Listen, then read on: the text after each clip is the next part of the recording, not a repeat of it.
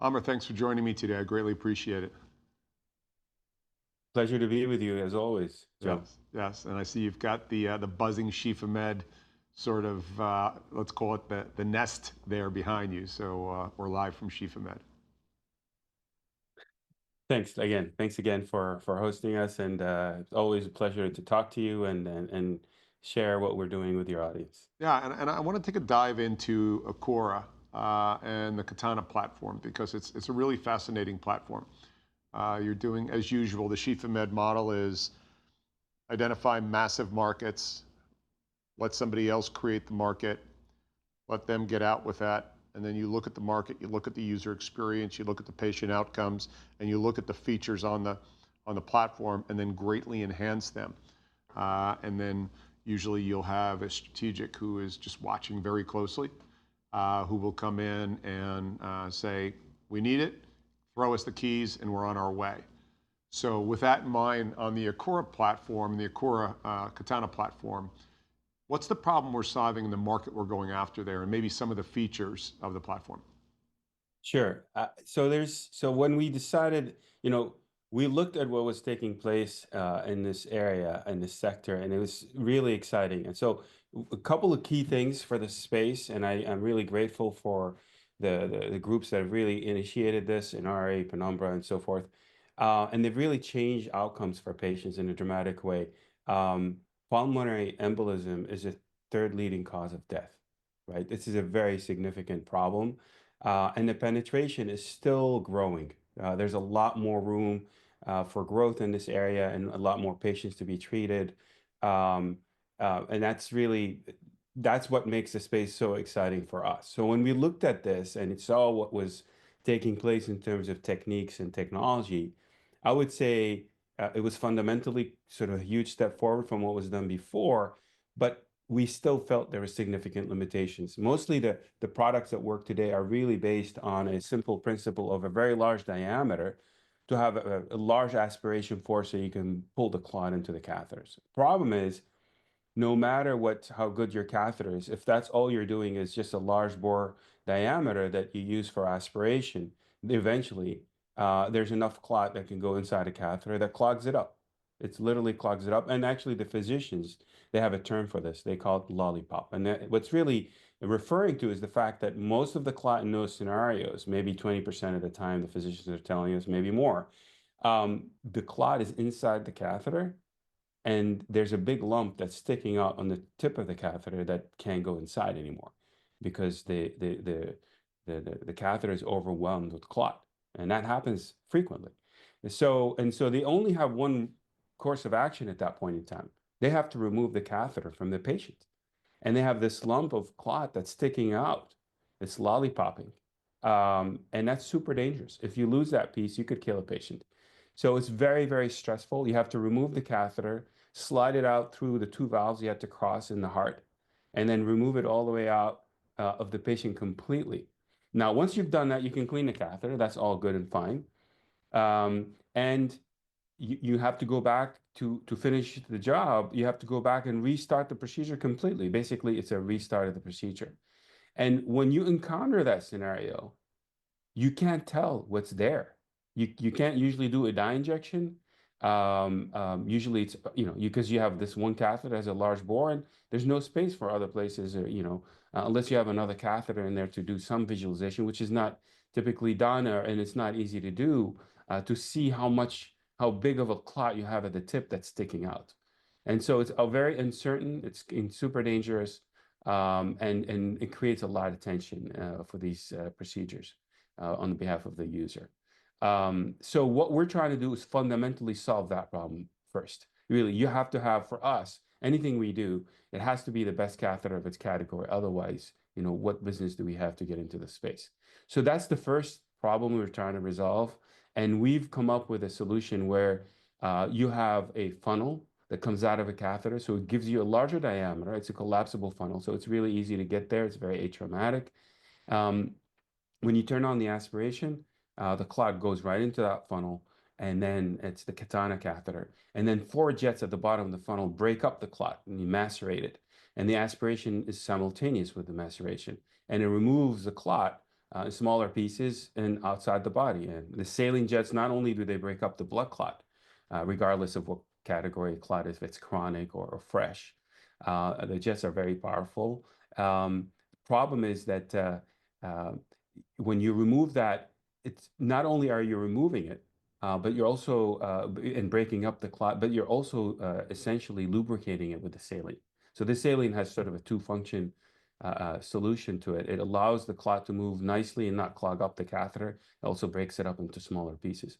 Now, because we break the clot in smaller pieces, the diameter of our shaft is actually of our catheter is small, which means we can use a sheath to deliver it because we have the space. We're not very large. And if you have a sheath, we made it steerable. And then we also are trying to always solve different problems. One of the problems is delivery. So we made it steerable. This is a common technique and technology used in other places in interventional cardiology, especially, when you're, in large spaces where you're not constrained. So when people do EP ablations or if they do mitral, whatever, in these chambers of the heart, a steerable pull wire based sort of steerable sheath is very common. Doesn't exist today in the pulmonary embolism world, mostly because you have limitations in diameters. So we have a steerable sheath. So it does multiple things for us. Delivery becomes easier. So you don't have the challenges of a very large device that distorts the heart while it's in place. Delivering it is super safe. You can use soft wires, which is really atraumatic. It avoids dissections that could happen with really large systems.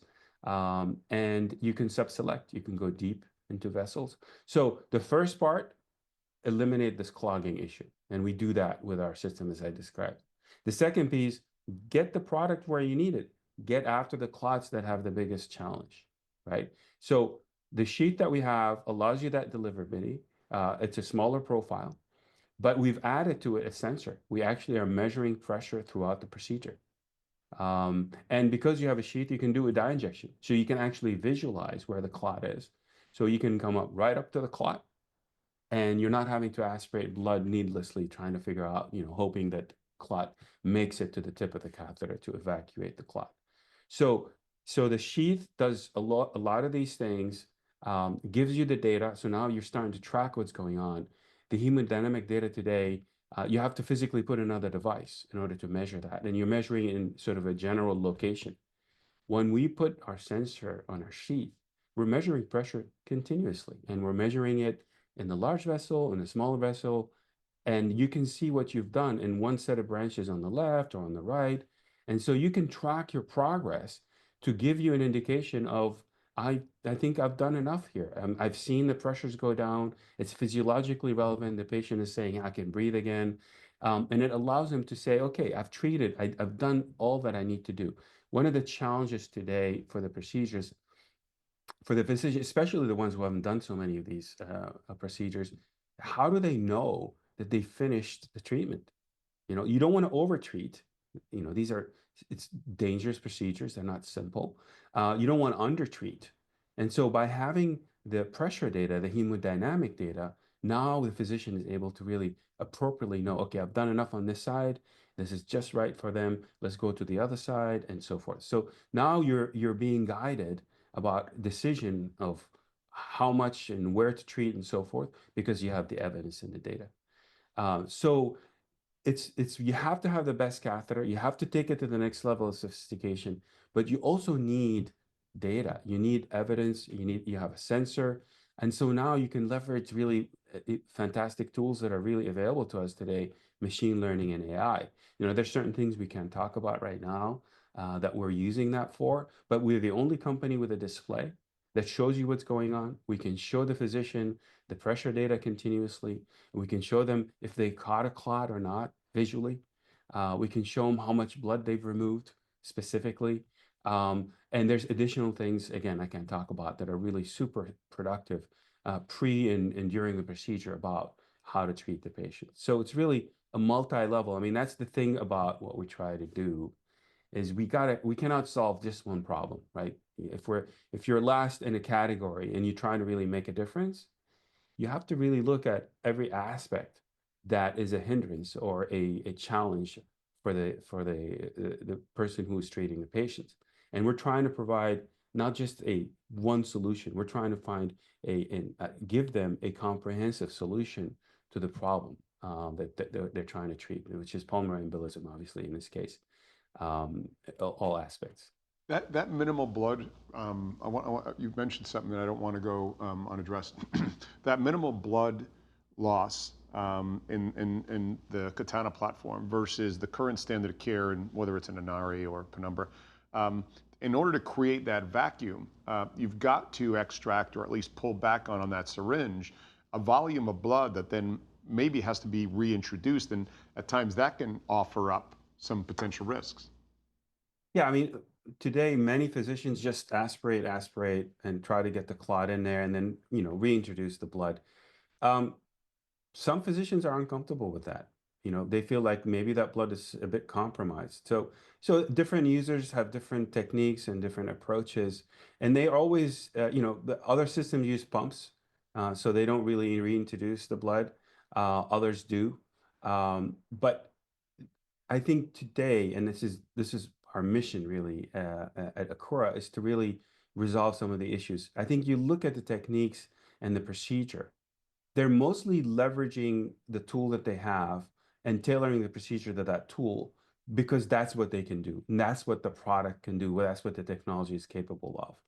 It's not necessarily what they'd like to do, right? I mean, they would rather, for example, not aspirate a bunch of blood and just target the clot so they don't have to reintroduce it. That would be better. And those are the kinds of things we're trying to do, right? We want to go after the clot, get it to where it is, and remove it effectively, as opposed to get close enough, do the best you can, and then end up leaving large amounts that may not have sort of completely treated the patient. So that's kind of what we're trying to accomplish always, is to develop the solution, the technology that is a more comprehensive and more ideal scenario for better procedure outcomes. Generally, when you start to look at these interventional procedures, you also have to, beside the product being superior, you have to see how does this impact the workflow, the work team, adding time, reducing time as you introduce this kind of, let's call it disruptive product. Can you talk about that a little bit? So this is where we spend a lot of time with physicians and trying to understand their challenges. And it's really important to look at the journey from the time that the physician gets the patient and has been indicated for treatment. What do you do at the very first step? They're not interventional cath lab yet. What do you do at that point in time? How do you prepare for the procedure? And then while in your procedure, what do you do during the procedure besides just the catheter and the clot? So that is the approach that we're taking about thinking through all the steps. It's not enough, especially as a latecomer, like often what we do, is to just duplicate what's been done. That's not interesting. It's hard for you to get market share, and we're not interested in that.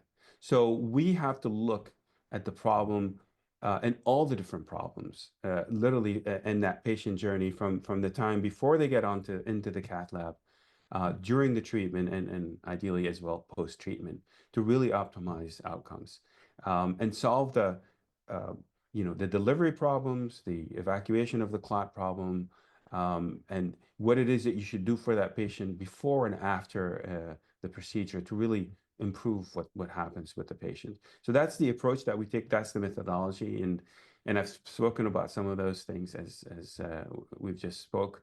Some things, again, I can't talk about that are super interesting that physicians are very excited about, that really address those kinds of things that we just discussed. Yeah, it almost sounds like the Katana platform is offering an incredible high fidelity, let's call it data set, currently and in the future, and then a high level of precision on getting to the target, extracting the target with as little potential sort of damage as possible as you try and navigate to that, and creating an incredible efficiency while removing the clot and then back out as if you weren't ever there. That's right. And that's right. And the thing that's also super productive to me, I've said this before, our mission, our role should be to leverage all the best capable tools available to us. And today, there's a lot of amazing progress taking place in machine learning as we've been exploring and developing new companies, like, for example, Laza Medical. We've learned so much of what these guys have done and taken some of that into what we're doing here at Akura Medical. And which means, and Adon is the same way. We have a lot of sensor data. We know that's amazingly productive.